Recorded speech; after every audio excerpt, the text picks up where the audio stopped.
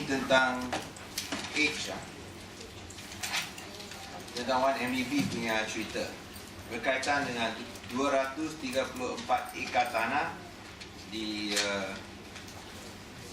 air hitam seperti yang nyatakan di sini. Okay, this is the age weekly on the 22nd to 28. Ada satu laporan yang membongkarkan penjualan 234 ekar tanah kekal lama, that means freehold, kekal selama-lamanya kepada 1MDB dengan harga 1.38 bilion ringgit, dan ia dijual dalam 3 transaksi, di mana 2 transaksi diadakan pada 29 April 2013, iaitu 6 hari sebelum pilihan raya besar 2013, dan satu lagi ialah pada 23 hari bulan September 2013. So ini semua adalah satu kempen pilihan raya besar yang dikhususkan untuk menumbangkan saya. Tentulah bersama dengan beberapa laporan dalam media masa itu. Dan seperti yang semua tahu bahawa ia tidak berjaya. Tapi ini menimbulkan 3 soalan utama. Yang pertama, mengapakah harga penjualan sebanyak 1.38 bilion adalah 95% lebih tinggi daripada harga penilaian 2 tahun sebelum itu pada Disember 2011? Dan apakah manfaat atau kebaikan untuk 1MDB dan akhirnya kebaikan untuk rakyat Malaysia yang memiliki 1MDB?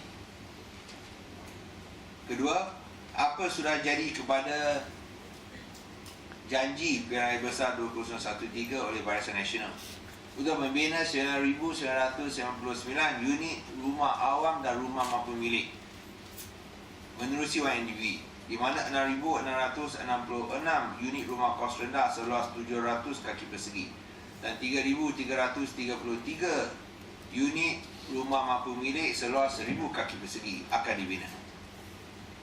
Yang ketiga, berdasarkan anggaran yang dibuat, sekiranya 1MDB menjalankan atau menunaikan janji membina 9,999 unit rumah awam, rumah mampu milik yang saya sebut tadi, ia akan menghadapi kehilangan sebanyak 1.5 bilion ringgit.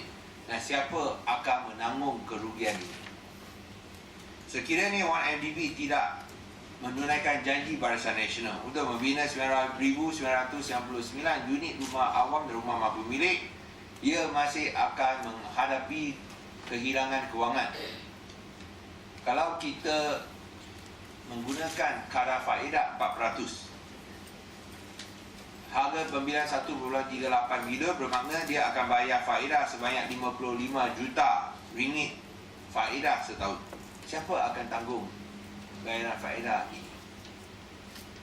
Bolehkah 1MDB memberikan satu kejelasan penuh, kerana bukan sahaja melibatkan wang orang ramai atau wang awam, tapi menjejaskan kehidupan hampir 3,000 keluarga yang telah duduk dalam 234 ekar ini selama ada yang lebih 50 tahun.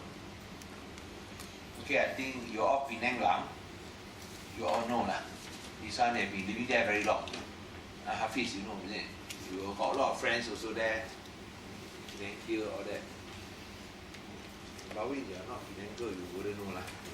But I think Hafiz is a Penang lah, he knows. They're all very long-term residents there. So what happened to the 3,000 families? Have been living there, 234 families, 234 acres. And here we can see that this was election ploy to defeat me in Apute, which did not succeed. So what happened to the promise of BN? Adakah janji ditunaikan atau janji dicapati?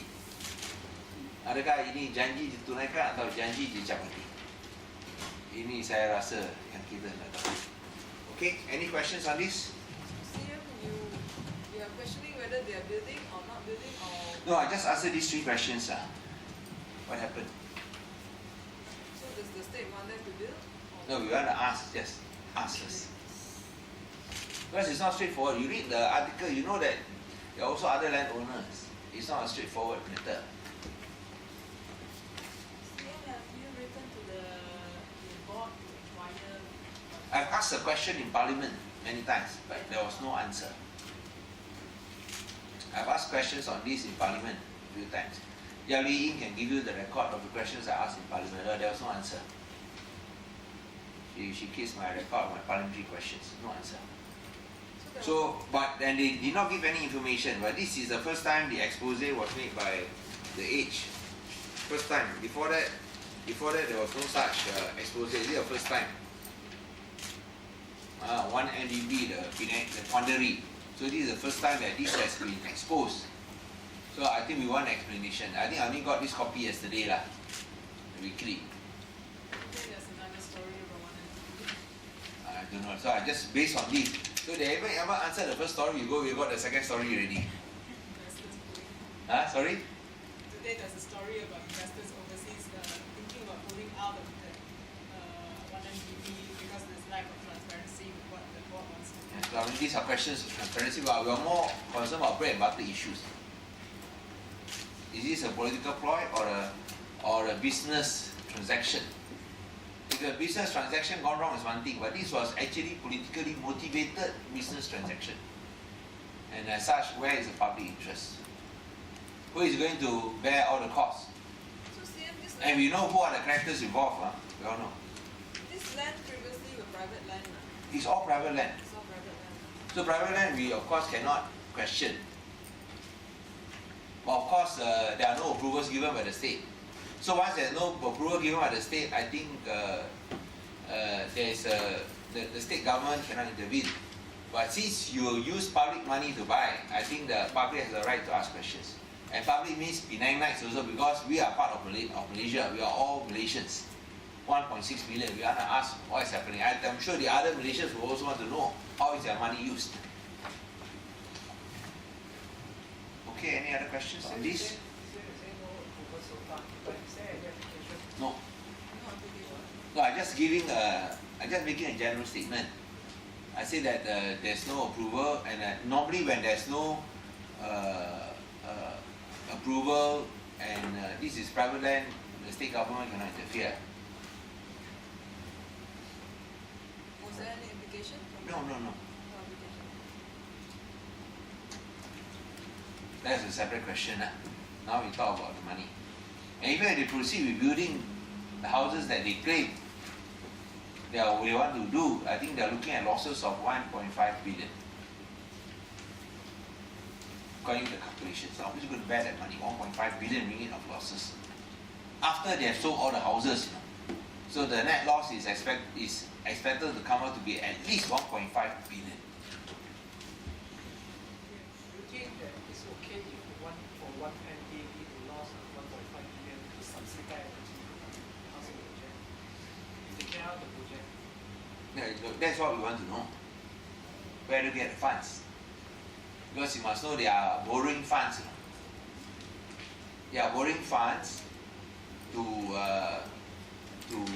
finance their business projects. Are they going to tell the world that they are doing a loss-making project? If that is what they say, I want to know who will lend money to them.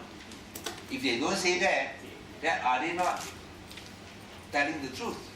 Because when you raise money through bonds and all that, you must tell the truth. It's very serious. So here, like what Mahathir has said, 38 billion ringgit of loans and debts. Do you raise money to say that, lend me money so that I can invest a project and lose money? I think this is a question of integrity and honesty. But if you want to do public housing, of course, like what we are doing, the state government is losing. If you are losing money also, at least $500 million we are losing, minimum. But that is government's money for public purpose.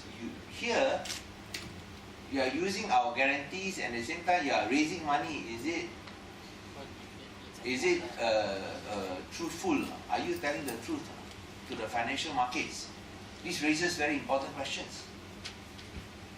So we want to talk about accountability and transparency here. As far as whether the state government agrees, because we also have to do after the interest of the residents. That is a separate issue. Here we are only talking about the financial consequences. 嘉宾你明白啊? We're here talking about the financial consequences. That's why I'm explaining to you. The other aspect we have to deal with separately because they have not said what they're going to do. And I'm not going to say that we're definitely agree for approval. No, we want to look after the interests of the 3,000 families there. But now we want to know what are the financial consequences. And these are, I think, important questions. You deal with that first before you talk about other issues. And this exposes raises many disturbing questions and issues of public interest. Money used for politically motivated purposes. And now, what's happening? And here in the pay report also says it's not so simple because even though they buy the land, some of the land there has other owners. So you are also have to deal with them. So it's not so straightforward.